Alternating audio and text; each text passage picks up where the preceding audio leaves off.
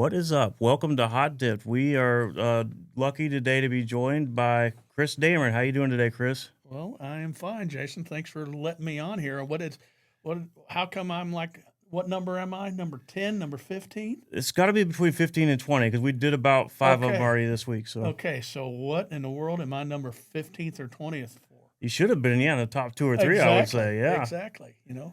I actually see some of it and get to listen to it, and it's been. It looks like you're having fun with it. Having a lot of fun. Still trying to figure out what we're doing, but that's okay. We have a lot of fun. Good, well, good. Well, there's a lot of things we could talk to Chris about. On top of being a coach, a family member, a businessman, he's one of the most well-respected guys in the hobby of sports card collecting, specifically vintage baseball. So we have a lot of things we can talk about. But I'd like to start off with like how you met Shannon. So Chris married my cousin Shannon. How you guys met, and something about this your favorite piece of memorabilia. I want to hear that story. Okay, well, it's kind of funny. My first coaching job ever was being Larry Littrell's assistant back in 1989, and your cousin was in school at the University of Missouri. And initially, I don't know if you know this, but your mom tried to set us up Doesn't on a surprise me. on a date. I think she was trying to. I think Heather was struggling in my class grade wise, and so your mom tried to do something like set us up, and it didn't. It didn't take, and so we went out with your mom and dad, and I think I went home with another girl, and she went home with another guy, and your mom threw her hands up. But no, eventually I met Shannon. We went out again, and yeah, your mom. I had to have somebody call your mom to tell them that the check was good for the engagement ring. Oh, and baseball card wise, I used 15 George Brett rookie cards to pay for Shannon's engagement ring. And she knows how much that means to you to part with 15 George Brett rookie cards. Yeah, I used them as I didn't part with them. I used them Okay. as collateral for a loan. That's the quickest loan I ever paid I bet so. off. So yeah, I met her and so we got married in '92. Um, yeah, we got married in '92, and this is about sports memorabilia here. I in downstairs in my man cave. The best piece I have was a sports article out of the Marshall Democrat paper, written by Jerry Arnett, who passed away a few years back. But he was the writer for Marshall Democrat, and he also was the sports information director at Missouri Valley College.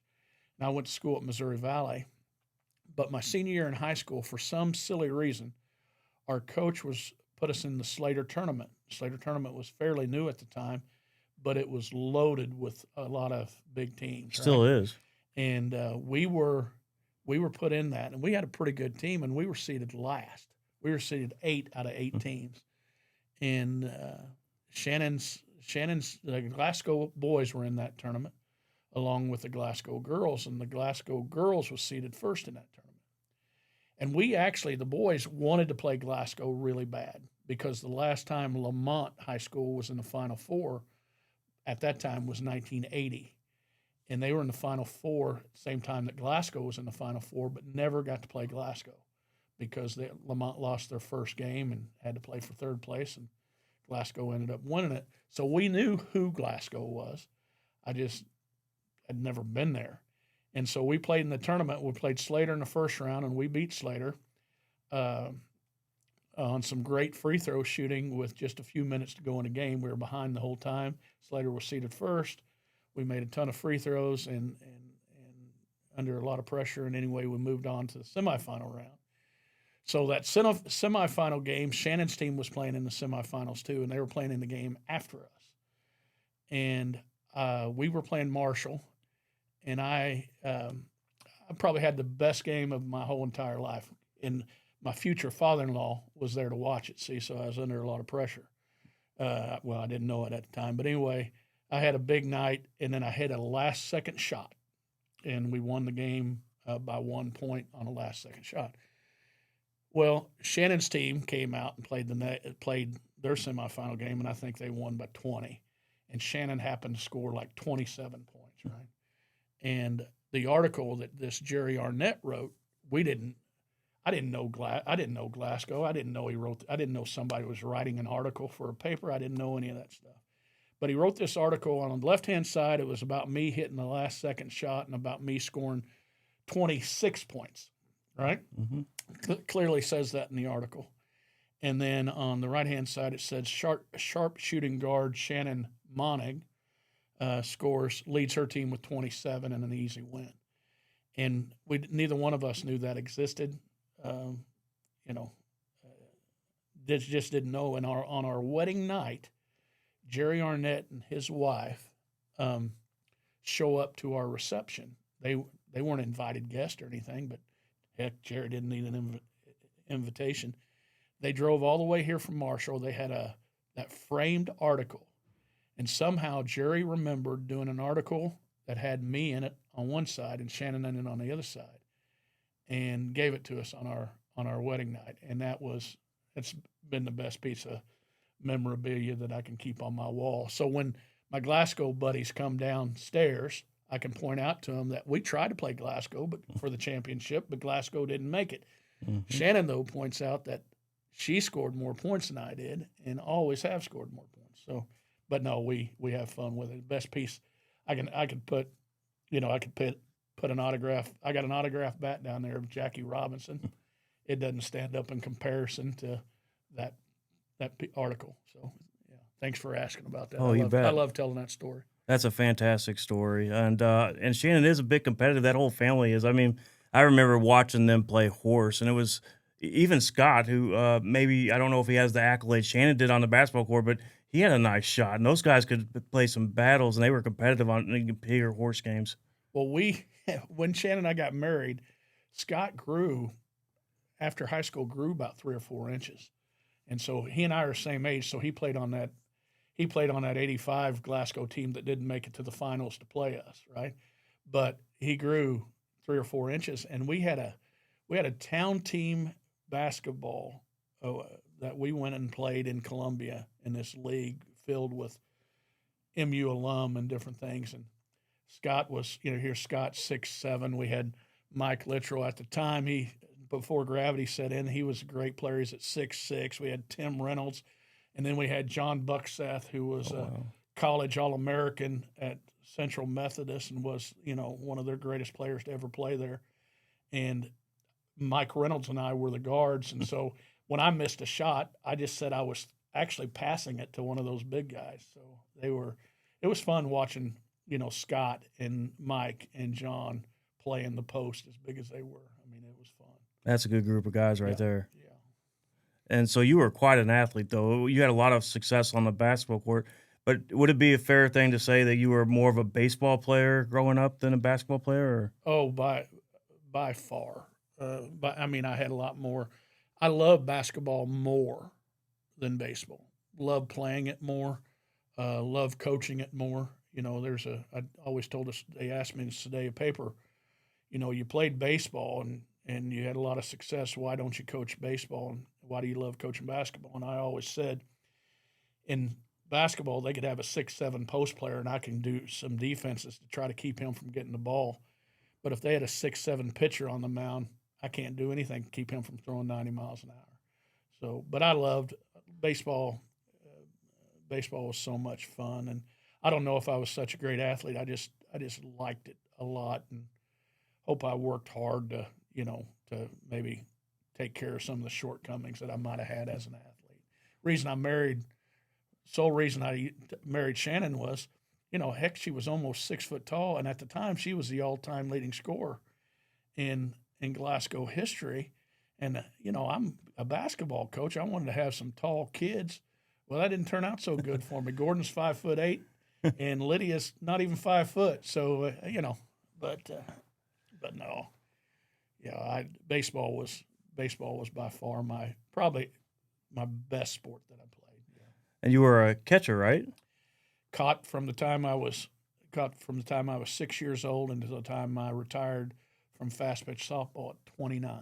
Including some college baseball as well, right? Played college baseball 4 years at Missouri Valley in Marshall, Missouri, the Harvard of the Midwest, and enjoyed my time there, being around that program, And yeah, I was recruited over top of every year, but still got to play I played every year. I didn't play much my senior year. Didn't play any my senior year really. I was still involved with the team because I coached.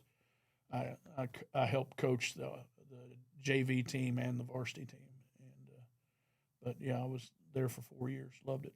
Nice. So talk about softball. That transition to fast pitch softball and your experiences there. Well, I tell you, um, fast pitch softball made me a lot better baseball player. A lot better baseball player because if it's kind of a dying sport now, there's still there's still the Dominican games and the national games in Canada and stuff, but it's kind of a dying sport because um, you know high school teams used to have fast pitch softball teams here in the state of Missouri. 15 years ago, there was still high school fast pitch softball. Um, Trevor Waggy played on a high school fast pitch softball Hmm. team, so one of the last ones. But I remember coming back my freshman year in college. I think I led the conference in times pinched hit four, right? And I thought my name was Dabney Get a Bat because I always heard that when I was on deck and there was a runner on. This Dabney from Marshall, the coach telling him, I thought that was my name. But the team from Lamont, Missouri wanted me to play fast pitch softball. And I just thought, oh, these old drunks and stuff, I'm too, I'm above that. Well, we didn't have a Van Johnson team at the time for me to play on, so I needed to do something. And I went and played in this league with these old guys that I thought were slow and fat and out of shape. And it was an 8-team league, and I was our starting catcher. And I think I was the 12th best catcher in the league. That's what I mean. It, but the ball, they only stand 46 feet away, and the great pitchers jump and drag. And we, in the middle of Missouri, had two of the top pitchers in the nation and in the world at the time from a little town called Bunston, Missouri. And Bunston had a pitcher named Terry Luster they had a pitcher named Terry Luster and Rusty Parkhurst. And and they were great. And they were in this league at times. And Terry could throw the ball really from 46 feet away, it was like he was throwing 118 miles an hour. Wow. And that's how fast he got it to the plate. Matter of fact, I was in an all-star game. I think I was telling you about that earlier. And we were playing against the King in His Court. It's a famous fast pitch team. And Terry Luster was pitching for our team. And the manager of their team, after the first inning, came over to our bench and said, "You need to get him off the mound." They came to see us play, not to see him pitch. And that's how good it was. Well, that first year after I played fast pitch softball, I went and played baseball back in college, and that ball looked like it was a watermelon to me coming up there. I didn't strike, hard to strike out, couldn't get a ball by me. So that fast pitch softball made it so much better. So yeah, a big difference in it. I love fast pitch softball. It's a quick game, and I still like watching the women college fast pitch softball stuff. That is fun. Yeah. So when someone throws with that arm action, I assume you get a lot more different movement than a pitcher throwing overhand. Well, it's just the natural motion. Throwing overhand is not natural. Throwing underhand is natural. And so I've seen a pitcher throw 3 or 4 games in a day, and there's you get some of them that throw a rise ball and a drop ball and a curve ball, and Eddie Feiner claims to be the first person that proved that a ball actually curved, where he stuck a few posts up and he started on one side and it went around the post back to the other side, and just different. It just got there so quick. You didn't have time to think, so it helped a guy like me that wasn't that smart and just make me didn't have to think that way. Yeah, I think you're selling yourself short. You're a pretty bright guy there. But did you always know when you were growing up that you wanted to spend some time being an educator, being a coach? I knew my sophomore year. I knew exactly my life was planned for me. I had a coach that came in my sophomore year that that I just respected so much. He was a young guy. We're still friends to this day. He was 22 and I was 16, but he worked hard and stuff. He was such a great role model that I just, I decided then and there that I was going to be a coach and nothing was going to change my mind. And I got to do it for 18 years. That's a long time. That is a long time. You multiple high schools and some college, right? Well, you're telling everybody I got fired a bunch of times. So No, that's not what I mean. I thought you went up to the next best job. oh, sure. Yeah. Yeah. Coach Crop here in town, I was coaching at Concordia, and we were both, I think we both might have got an award at a KMZU Dream Team Award, Coach of the Years or something. I forget. But I got to talk first. I wish I got to talk second because Coach Crop was talking about his time playing at Glasgow, coaching at Glasgow. But I coached at Sweet Springs. He did a student teaching under Tim Smith at Sweet Springs. So he goes, yeah, I was at Glasgow. Chris was at Glasgow. I was at Sweet Springs. Chris was at Sweet Springs. He says, I've been every place Chris has been fired. That's a good speech. No, but we had I knew I was going to be a coach, and there hasn't been a place that I've been that I had not liked. I like coaching everywhere I've been. I ask every coach this. Do you have a coaching tree? Were there people you coach that are into coaching today that you might have helped along the way? So this is funny.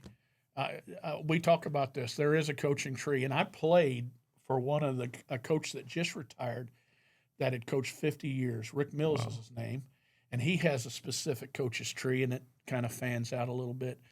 But my coaching tree, I played for a guy named Lauren Berkey, great coach. But Gary Littrell is Larry Littrell's assistant coach. Santa Fe? He was at Santa Fe, but he was principal at Lamont when I was in college. And I did my student teaching at Lamont. And so I was underneath Gary Littrell. I don't remember who Gary was underneath, but, Tim Smith, who great coach and good friend of Coach Crop. He's at Sweet Springs now. He was with me, and it just kind of trickles down from there. That's that's kind of how it goes. And I've had various coaches underneath me, but it's funny. Gary Littrell was the first person I knew in Glasgow before I came to Glasgow. And he's the reason I owe a lot to Gary. Gary passed away a couple years ago. He graduated graduate of Glasgow High School, but I would not have been here in Glasgow had it not been for Gary. How about that? Yeah, and he was a great coach. And the answer to a trivia question of what brothers have the most wins in Missouri basketball coaching history, it's Gary and Larry Littrell. How about that? Yeah. In terms of people around here, you're the only one left. I always thought of you and Uncle Tim and Spider Clatworthy as knowing so much about high school basketball. Would you agree with that statement? I suffer in comparison to know as much about high school basketball as somebody like Spider and Tim. You get those guys together, you just sit back and just listen to them because they could talk to you about players from, Tim and I, we had a tradition of going to the Final Four. Even when I was a coach, he would come to those Final Fours with me for it was the longest time, and we had a great time. We'd stop and pick up Spider Clatworthy, or Spider would be there before we were, and that they were just a wealth of knowledge when it came to high school sports. Yeah, There's a lot of debate these days, and obviously young players all think they're modern day players. But who are some of the better high school basketball players you've ever seen? That's a good question. Barry Laurie might be one of the greatest high school players I've ever seen. I was a kid, and he came out the same time John Sunvold, and they both ended up going to MU. But in high school, I got to see Barry Laurie light up the scoreboard for like 40-some points against Stover, who ended up winning a state title. Or Stover might have finished second in the state. And Stover was loaded, and they were from the K-Singer Conference. And so a bunch of us, and I was the young kid, went to watch them play, and I saw Barry Laurie light it up. And I I got to see Keelan Dooling play in a tournament and that kind of stuff. But during my time, John Buckstaff might have been one of the better ones that I've seen play. You know, I went to a camp where Mike Litcher was clearly the best basketball player in the camp. 1A, I mean, I played with a couple really, really good ones in high school. Mark Eichels we had a guy named Burger Bennett that played in our school, and he went on to play at Nebraska, and just a great small 1A player. But I got to see Mick Kropp jump center against Monty Harge. So That'd be nice. it was, Mick was 5'7" at the time. If you stretched him out and rolled him in a rolling pin, and Monty Harge was, I don't know, 7'1" at the time, and Mick jumped center against him. That was pretty cool. Nice. But Glasgow has had some great players over the time since I've been a coach. There's been some kids I coached against that I wouldn't have coached long if I had to coach too much. But the best basketball player to ever play for me was a girl named Jenny Schreiman, and we played against Glasgow in their state run, and she was my best player though. Was she Concordia? She was Concordia, yeah. And so, yeah, she was the all-time leading scorer there. I don't know if she is anymore, but I saw her hit 7 3-pointers in one game. It's pretty sweet. That's impressive. And then I took her out. Took her out in the fourth quarter. Bet you like that. Yeah, well, she never saw a shot she didn't like, and yeah, she's a great player. Love her to death. Nice. For those of you who've never seen Chris's content before, you got to check it out. Chris from Missouri, as he's mentioned, he's into baseball cards. And what could you tell everybody if they haven't seen your channel about baseball cards and how important they are to you, and when you got started, how you got started? Oh gosh, so baseball cards been important to me for a long time. I tell everybody I have a YouTube channel called Chris from Missouri, just like you say, and everybody around me had baseball cards, but I grew up a lot of, you might not even know this, but I was born in Greasy Creek, Kentucky. And that's you can't be any more hillbilly than Greasy Creek, Kentucky. And we were really poor growing up that, I'm 59 years old, and we did not have running water until I was 7 years old. We didn't have indoor plumbing or running water. And so I wear that like a badge of honor because I don't want to forget where I came from. But this lady in Lamont named Miss Dufresne, I made my first baseball card was Bobby Bonds that I cut out of a sport magazine that I cardboarded up so it could be a baseball card. Well, she kind of knew this, I think, and I didn't know it at the time, but I mowed her yard one summer, and I mowed her yard a lot of summers, but the first summer I mowed her yard, she paid me with her son's baseball cards. And so my collection was nice at the very beginning. And when I moved over here to Glasgow, I was playing fast pitch softball. I got paid a little bit to catch at times, but not really, not any money, gas money. And then, so I didn't save any money up. Well, people don't know this. My first job was at Glasgow. You don't get paid. School doesn't start till September 1, roughly. So the teacher doesn't get paid till September 20th. So I had to move over here to August 1st as coach. So I had to get an apartment. I had to pay down payment for water and just, electricity and different things like that. So I went to Glasgow Savings Bank when I came to town, went into Harley's office, who's a legend here in Glasgow as well. I went into Harley's office and I said, with all the confidence in the world, I need a loan. And he said, how much of a loan do you need? And I said, I need $2,000. And what do you need it for? Well, I need it to survive. And I remember him saying, well, you should have saved money this summer. And then he said, what do you have as collateral? And I said, I have baseball cards. And I showed him that baseball cards, and he handed it to his vice president, I think was Mr. Widmer at the time. And what Mr. Widmer took my baseball cards that was in a binder, and he took them down the street to Reether Chevrolet at the time, and Earl Wellborn's dad.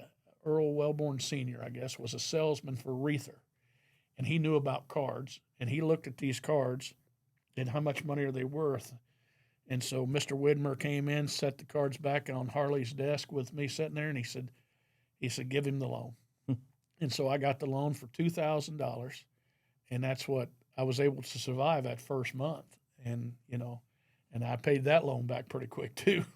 Oh, I bet you did. So I only took really, as Shannon and I moved around to take different coaching jobs and different things, only took a couple binders with me, and I left most of my cards in my mother-in-law and father-in-law's storage room. And then finally, when we settled down about 20 years ago, I got them back out, and I started doing content creation on 4 years ago, and it's been the most fun thing. It's changed my life. My best friend lives in Pittsburgh. My second best friend lives in Dallas. I got, I'm going to be on a show tonight with somebody, and it's just fun. I sit back and I just tell stories about baseball and baseball cards, and I get to show some cards on it. It's a YouTube channel, so I get to show things. So yeah, I love it. You bet. So over all the years you've been collecting, and especially the last couple of decades, how has the hobby changed? Gosh, they make it hard for a kid to collect right now. I mean, I never did open up many packs as a kid because it just, they were 45 cents, 50 cents, and stuff. And so I didn't open up packs as a 10-year-old or anything. So as I grew older, I didn't open up many packs. But they make it impossible now. You can't. They make so many of the cards now that if you want to go after some rare cards, it costs some money. But the hobby is on fire right now. I mean, the value of cards, you can see all kinds of YouTube things and podcasts and things that tell you that they're not valuable, have no value or anything, but they are a tradable value. People look at their collection anymore like it's a stock market at times. The older guys are staying in the hobby longer, so it's I don't look at it as a kid's hobby anymore, and that part of it's a shame. So anytime I'm setting up at a show coming up Saturday, and when we have a tradition at our table that we go and we buy a box of cards, packs, and we hand out cards and different things to anybody we see that's a kid, because I want this hobby to stay strong. You and that circle of friends you talked about, the other content creators, you've been very generous to my kids, giving away cards, getting them excited about the hobby. I've seen Mike, baseball collector, I think in his new house has this card room, and he keeps packs there to hand out, I think, as well. Yeah, he has this hobby box that he's filled with unopened cards, and so anybody that comes in, he lets them open up there. And I had a girl, Finley, and she has she has a YouTube channel, her and her dad, Sandlot Dreams, and this Finley is 10 years old, and she was coming from Nashville to Kansas City, and they wanted to come stop by and see my baseball card room. And so we made some deals down there, and it was her and her cousin, and same thing with it's hard not to pass it on. You just need to pass it on. So I'm glad to see that your kids are in the hobby, and it's just, there's so much worse things they can be doing than spending time with baseball cards or sports cards or Pokemon cards or any kind of cards. A lot worse things they can be doing. 100%. Now, one of the reasons we do these episodes here is we don't want to forget stories. And when I look at you, Chris, I can't help but think about all the good times we've had at the cabin, the old cabin. It's no longer in the family, but if people listening aren't familiar with the cabin, what would you tell them about the cabin that we used to have as a family?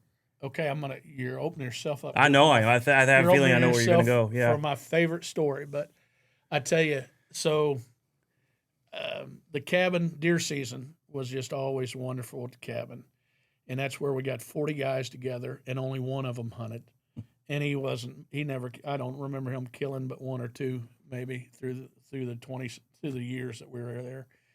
But Tony Monning, who was big down here, part owner down here at one time, was in charge of always making the breakfast. I got in with the crowd pretty good, and so Friday nights, your dad and I, we would be, we would see, yeah, Friday night would be prime rib. So I would do the prime rib on Friday night, and I'd help your dad on Saturday with the steaks. And if you can remember back then, those steaks were, I mean, they were about the best thing in the world. And then your Uncle Bear, who was also part owner down here, was big in the entertainment, right? He was Oh, yeah. keeping everybody having fun inside who were playing cards and stuff. And we had some of the best meals ever, some of the best time ever. And then you got a little older, and we didn't push the old guys aside, but it was easy for them to hand the baton off for us to take over cooking. And then the one I'm going to share, I don't know anybody share this story. You know what's coming. Not on this podcast. Okay. Well, so Jason was going to be in charge of the breakfast. Now that is a big undertaking because we had prime rib on Friday, steaks on Saturday, but the most important meal on Saturday morning and Sunday morning was the breakfast. And Tony for years, I mean, he worked his tail end off on that thing. And so we were making sausage gravy, and then to try to repeat Tony's sausage gravy, can't be done. But we took on the undertaking where Jason took it on, and we were frying up some sausage and stuff. We were out of flour. If you remember that, we were out of flour. So Jason's mom is a lot like my grandma and grandpa were. She had flour in a container, not just a flour bag, because if you have it in a sack, it kind of messes up your cupboard every once in a while. So she had it in a container along with kept her spices that way, like her sugar in a big container and her flour in a container and other stuff in a container. So Jason brings out this container of flour, and he's adding to the grease just like what he's supposed to, and he's got milk and grease and the sausage, and he's pouring flour in there and he's stirring, and it was just not thickening up at all.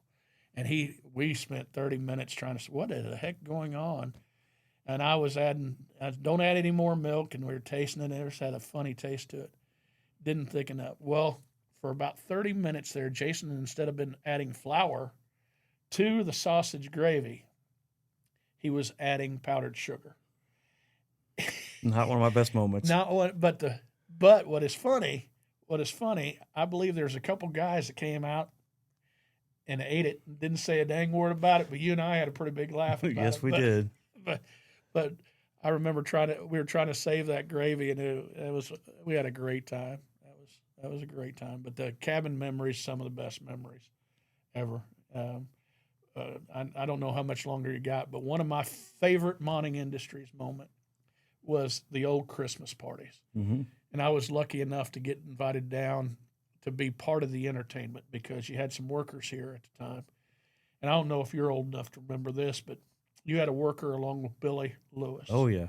Billy Lewis was a big man and was a big-hearted and a kind-hearted man.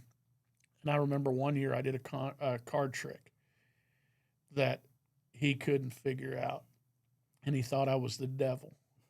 And he gave me that nickname. Well, there was one year that they were going to see, I believe, who lost the most weight. And it was going to be, they started it in before Thanksgiving. They were going to end it over Christmas. Now, Billy was a large man. Mm-hmm. And they had to weigh Billy and the guy, I don't forget the other guy's name.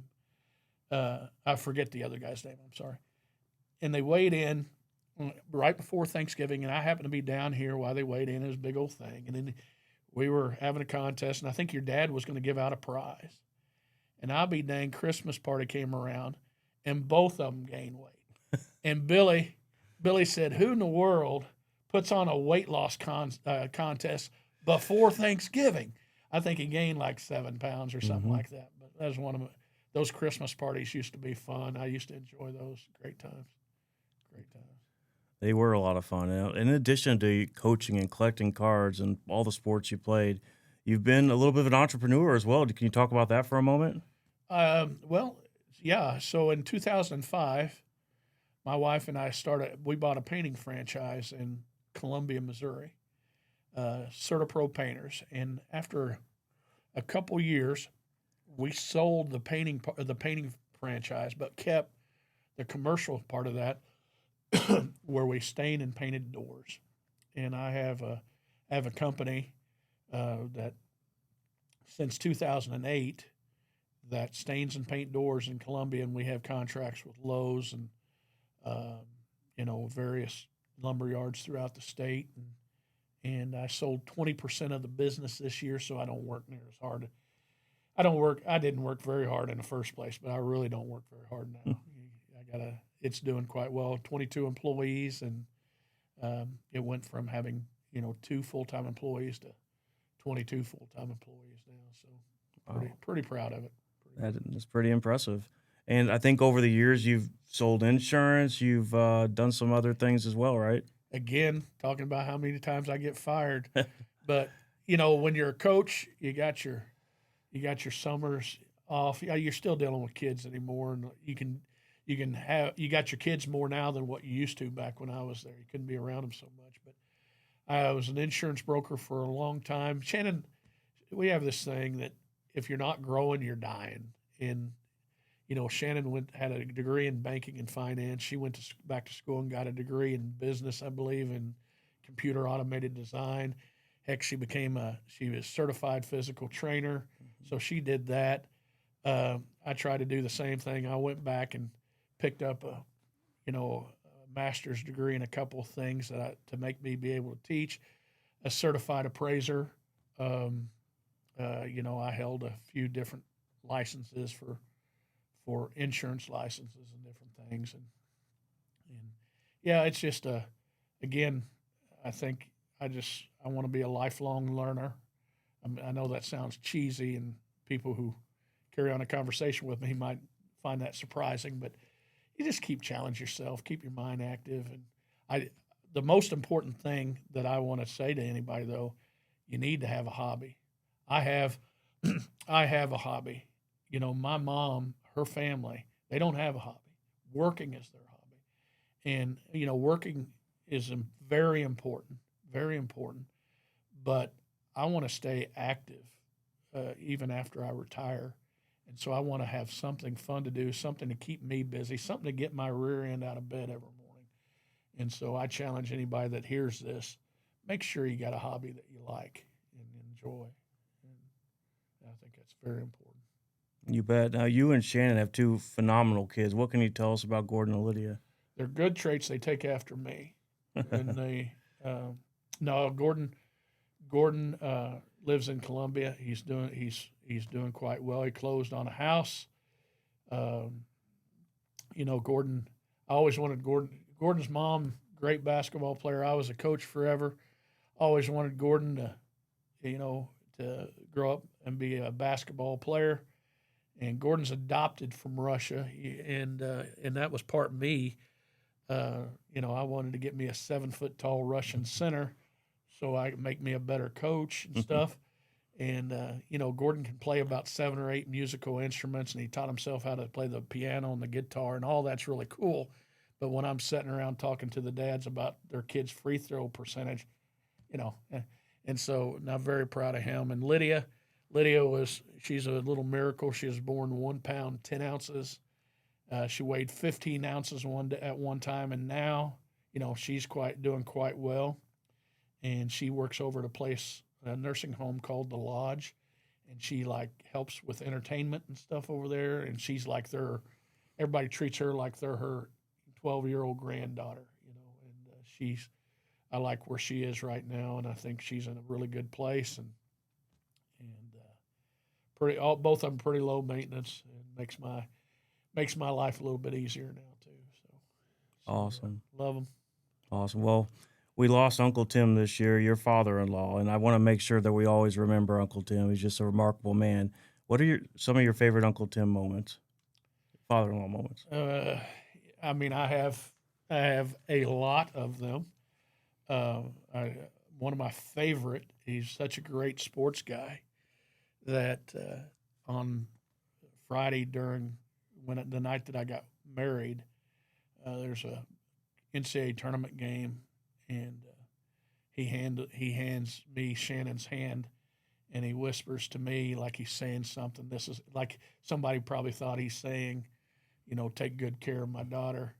And he whispers in my ear and says, Tigers are up by 8. Money's good. That's one of my favorites. And yeah, there's, there'll be something come up. I'll be driving down the road, I'm sure, going to do something. And I remember his saying, he and I, his favorite saying of all time, it doesn't matter whether you win or lose, it matters if you cover the spread. And when I married Shannon and moved away for a little while, Tim and I always still kept betting on football and baseball. And, I'm not going to win any Dads of the Year awards talking about that, but it kept us close. And we always had some kind of common ground to talk about. And, he was a good man, and he's going to be deeply missed. Yeah. I got a good story about your dad too. Can I tell that? I would love to hear that. John Monning should not be. He's not businessman of the decade or lifetime. He should be. Let's see. How should I put this? Pick me up, John, man of the decade, because Mike Reynolds, who was a great golfer, and John and I, for summers, always played in 3-man scrambles, and we got used to winning money, and we were in a tournament. And we had our wives, Mike and I, our wives, went to a concert, and Mike and I were supposed to meet him over there. And we had one more hole to play, and it was par 5 over at Salisbury. And it was a 20.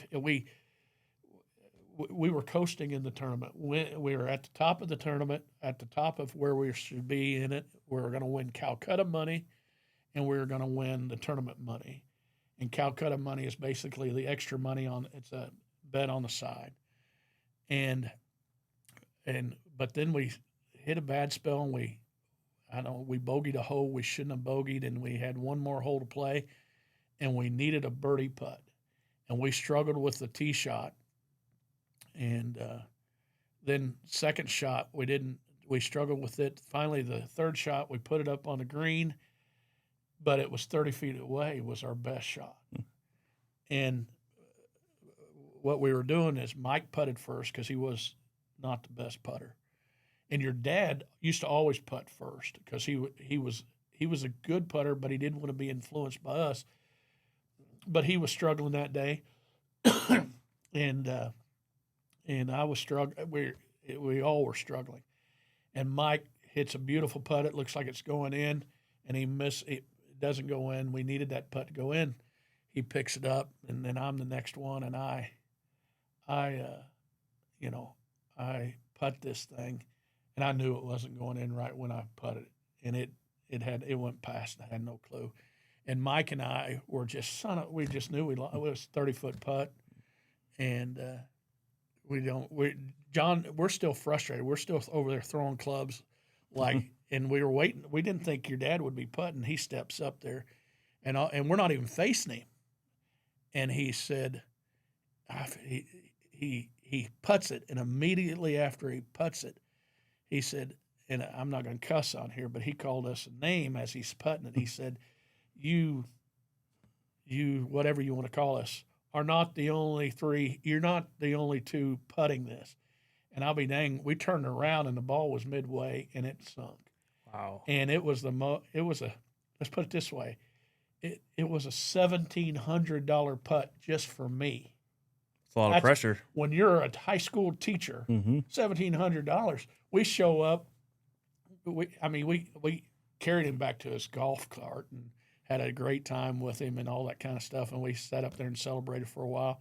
Time we got over to the concert, we were having so much fun. The girls were mad at us, and there's no way they could stay mad at us when they found out that their broke husbands had $1,700 extra in their pocket. Hey, that's a good story. Yeah, your dad and me and Reynolds, we had some great times on the golf course. Great times on the golf course. Yeah, I never heard that story. That's a good one. Yeah. So I want to talk to you a little bit about Uncle Tom and his cooler. For some reason, as a young kid, I assigned a lot of value to his cooler. It felt like Uncle Tom always had whatever beer you drank, whatever soda you drank, there was enough for the whole community always, and the whole community seemed to take advantage of it. Do you remember that cooler? Oh yeah, oh very much so. We called it the coffin cooler because it was the size of a coffin. Yeah. And your your dad was very generous with the beer too. Mm. And there more than once, more than once that we, at nighttime during, I'm 25 years old, Mike's 25, couples are out, we're like, we're out of beer. Well, we sneak over to his driveway and we get beer out of his cooler. But what's funny is he always he always knew who it was probably. Mm-hmm. But he would be, he so generous with that big old thing. And I saw one the other day, just like it. I have one. Do you Now, really? I haven't put anything in it yet.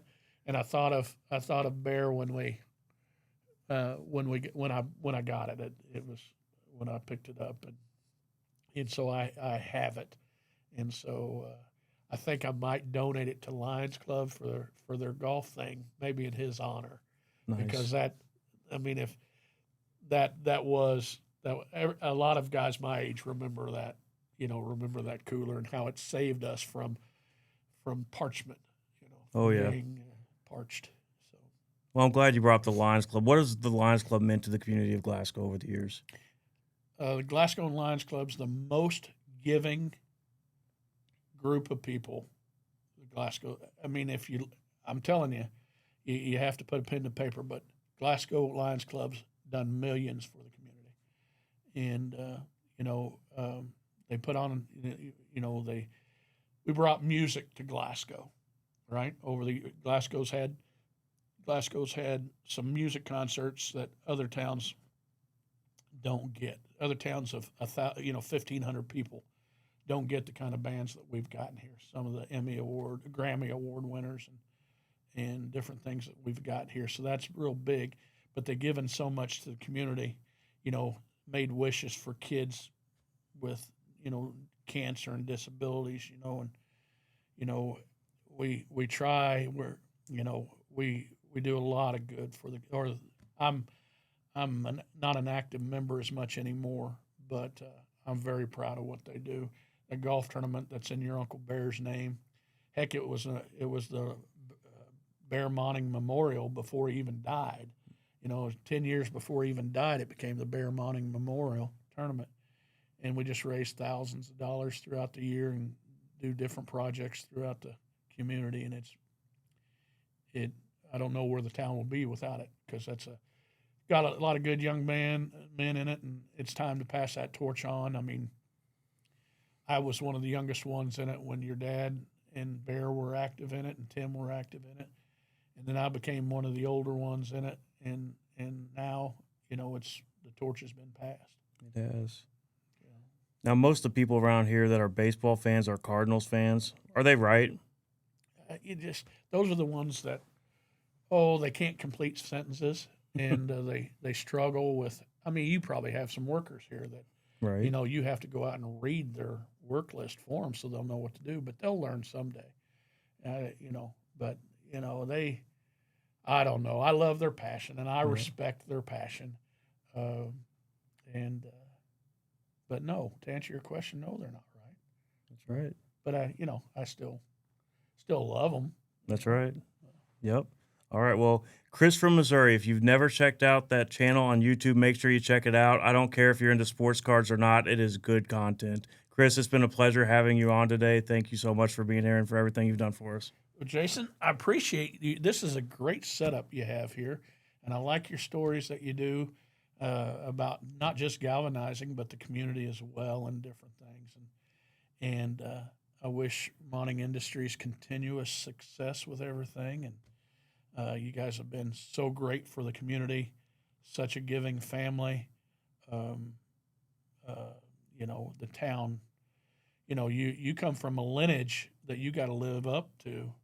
You got some big shoes. You're not going to fill them, but you can create your own footprints. They cast some big shadows. And I think this generation of Monnings is doing a lot of good for the community. So thank you and everything your family does. You bet. Thank you for watching Hot Dipped. Don't forget to like, subscribe, and click on that notification bell for future episodes.